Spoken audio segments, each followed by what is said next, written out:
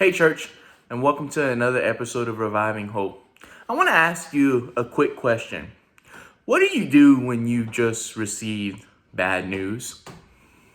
It's obvious that if you live on earth at any point in time, you're going to get some bad news. And some of us have probably even gotten some bad news recently with everything that's going on. Might have just disappointed us a little bit. And today I want to share something with you guys. It's not necessarily a specific passage in the Bible, but I want to look at a book of the Bible in its whole. And it's one of my favorite books of the Bible. I want to look at the book of Acts and see what the book of Acts has to say about how can we handle when we hear bad news. And so when you look at the book of Acts follows the disciples after Jesus' death, burial, and resurrection, as you see the gospel just reach the outermost parts of the world. And one of the cool things about Acts is actually a third of the book are speeches. Speeches from the apostles or someone else. And most of the time, these speeches are gospel presentations.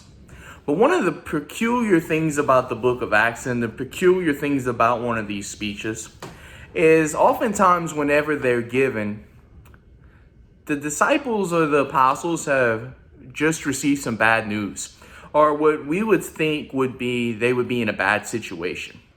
And so whenever they are faced with trials and tribulations, or even put before councils to be persecuted, they share the gospel. They share the good news. And so you see time and time again in the book of Acts, while you think that the main character is the apostles or Paul or Peter or any of those people, the main character really is the gospel. It really is the good news. And that the good news transcends and the good news continues to spread no matter what obstacle, no matter what bad news, no matter what bad situation is put in its path. And the same thing is for us.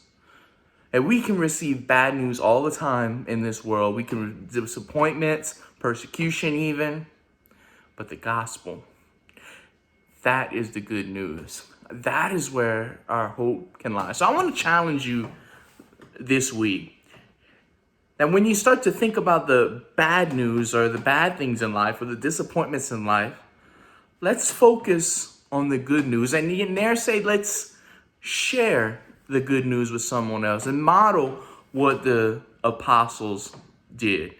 I hope that you guys have a great week.